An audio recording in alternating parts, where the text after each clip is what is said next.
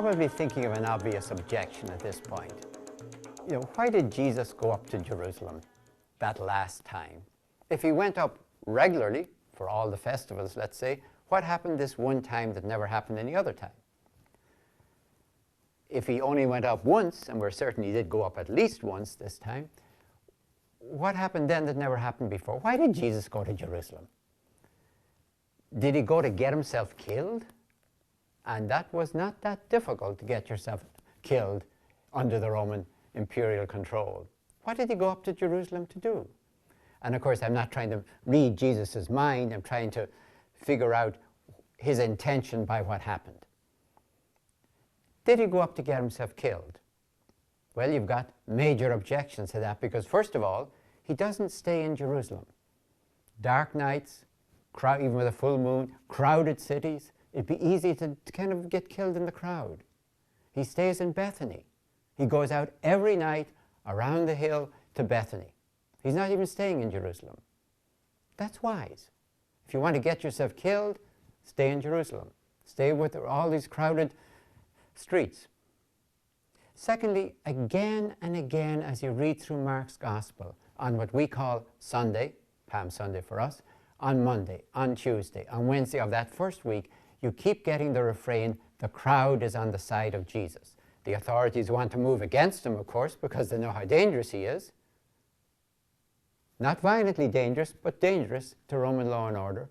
And again you get, but the crowd was on his side. In other words, he's protected by the crowd. He's got a protective screen around him from the people.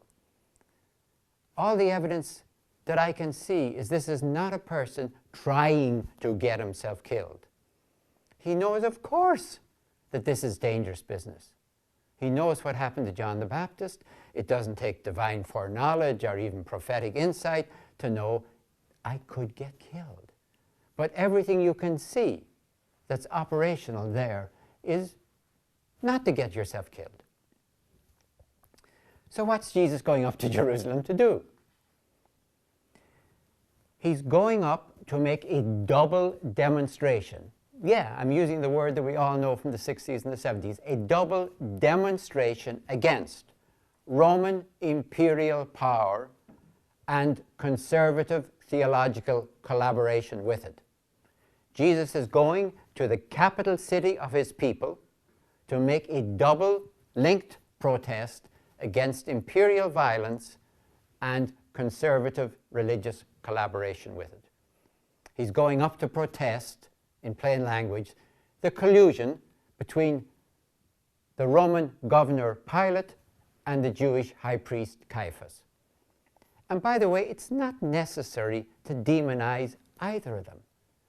Both of them are doing their job, you might say, the Roman job and the collaboration job. And Rome has set up a system where the high priest can be hired and fired by the governor. Not a good system, by the way. So if Caiaphas doesn't collaborate with Pilate, Pilate will simply fire him and put in another high priest. But it's a double demonstration, quite deliberate, against Rome and collaboration with it. Two events, and I want to hold them together, though. Mark puts them, say, on what we call Palm Sunday and Monday, to keep them separate.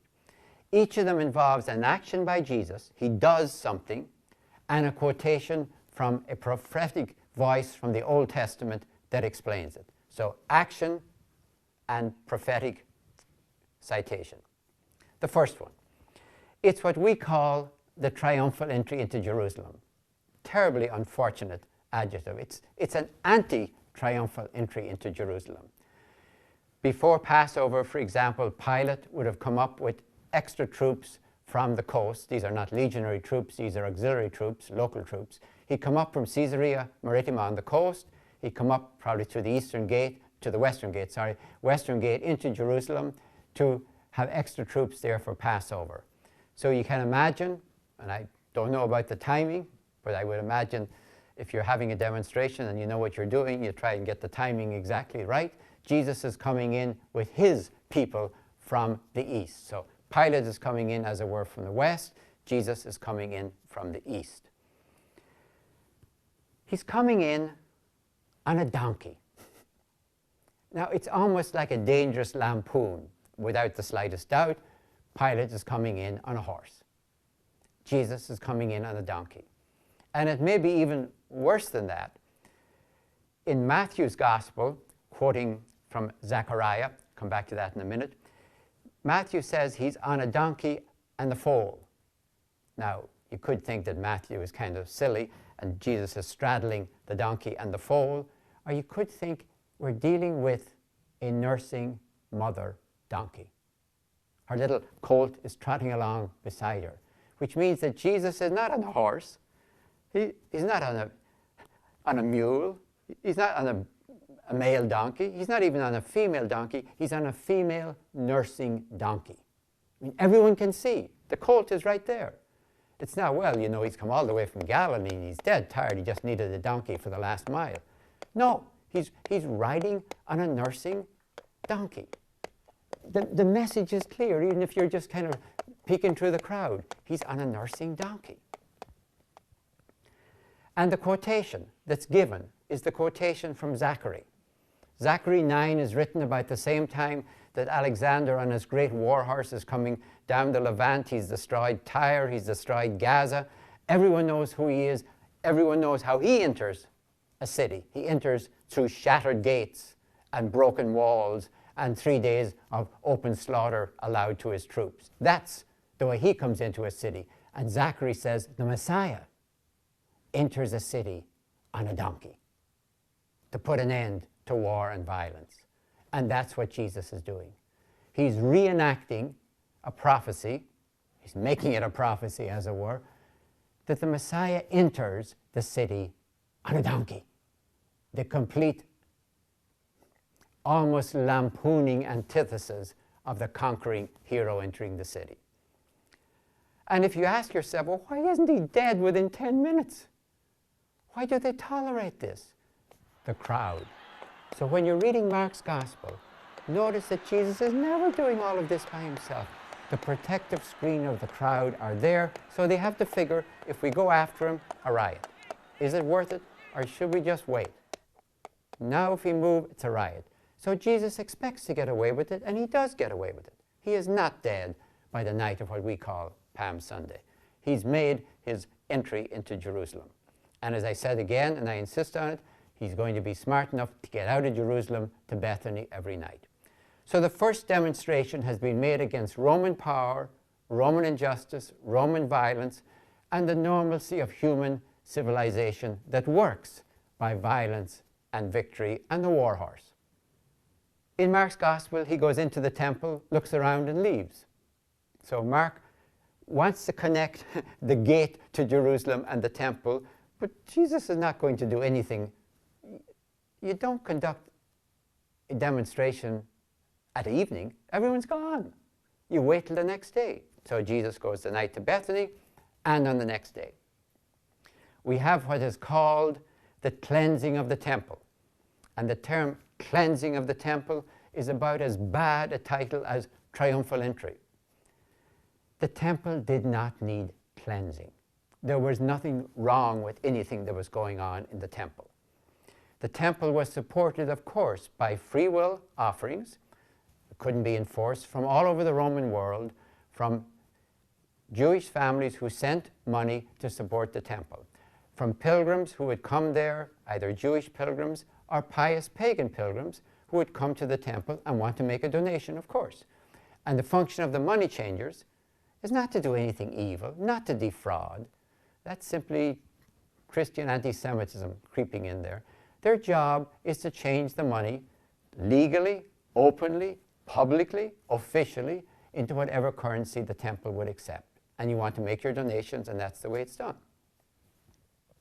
But of course, if they weren't there, the whole fiscal basis of the temple is gone. So if you want to make a demonstration, you could overturn the tables of the money changers. And what would you have done? Well, you'd have done the same thing as going into say a draft board during the Vietnam War and spreading ketchup, as it were, on the draft cards. Have you closed down the war? No. The Pentagon? No. The military? No. All you've done is messed up the draft office and you've had a demonstration. So overturning the temple fiscal basis doesn't stop the temple. It doesn't even stop business. Probably just annoys tremendously those people. And when Jesus makes a little whip and drives the animals out. And notice, by the way, the whip is only in John because the animals are only in John. He doesn't use a whip on people. He drives the animals out. So if, then in other words, if Jesus is doing this action, what he is doing is closing down the temple, symbolically, prophetically. He doesn't do it, of course, really. He just doesn't cleanse the temple. He sort of abolishes it. Because as far as the temple has become the place of collaboration with Rome, it's no longer the house of God. There is nothing wrong with the temple in itself. There's nothing wrong with blood sacrifice in itself. There's nothing wrong with the money changing in itself. But the temple is now no longer the house of God, it's the seat of collaboration. How do I know that? Because, once again, the quotation. The quotation is from Jeremiah chapter 7. What happens there is Jeremiah is told by God, stand in front of the temple, warn people that if they do not practice justice outside and think that by getting to the temple and its sacrifices I'm quite happy with them, they'll be deluded. If they get outside and practice injustice, think, oh, the temple, we're here, we're safe. I will destroy the temple, says God. I won't let them use it as a safe house, a refuge, a den of thieves. Now, a den of thieves is not where thieves do their thieving. It's where they run for safety, a safe house, when they've thieved somewhere else. So it's not that anyone is thieving with the money change. That's got nothing to do with it. It's that the temple has become a refuge from justice. As long as we worship God, everything's fine.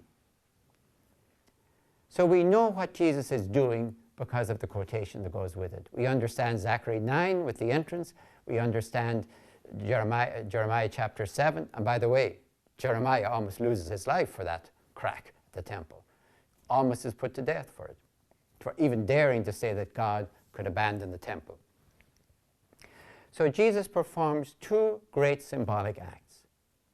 And he's protected again by the crowd. Monday night he's not killed either. Day after day he's getting away with it. And of course it looks like, as you're reading the story in Mark, that he's going to get away with it. Because by Wednesday morning the authorities are saying, we daren't go after him, there'll be a riot. So let him go back to Galilee, get out of here. Don't make a move now, there'll be a riot. And that's, of course, when in the story you get the story of Judas. And Judas tells them, I can show you where he is at night. That's the whole point of what happens. As long as Jesus is out there, secure in Bethany, it's too dangerous to go after him. But he has to get from Jerusalem to Bethany. What if we could intercept him on the way? So the whole logic of Marcus's story, Mark, is to get Jesus in the dark on the way to Bethany. Now, when you look at all of that, once again, Pilate got it exactly right. And you can see it in the parables that Mark tells and John tells, John's Gospel. Mark tells a contrast between Barabbas and Jesus. Barabbas is a violent revolutionary and he's in jail along with all of those who fought with him. Pilate has grabbed him and all his followers. That's the way you handle a violent revolutionary. Jesus over here is a non-violent revolutionary, in jail, of course, but none of his followers. So the parable of Barabbas and Jesus, Mark's great example, again confirms Jesus is a non-violent revolutionary. You get the same message from John. The great interchange between Jesus and Pilate, it's a parable. I don't think it actually ever happened in real life, but it summarizes what they stand for. Jesus says to Pilate, my kingdom is not of this world.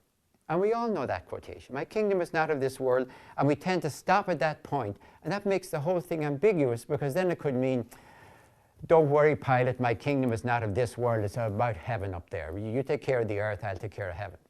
or my kingdom is not of this world, it's about the future. And then Jesus finishes it. My kingdom is not of this world. If it were of this world, my companions would be in here fighting to get me out. Therefore, Pilate, your kingdom is based on violence.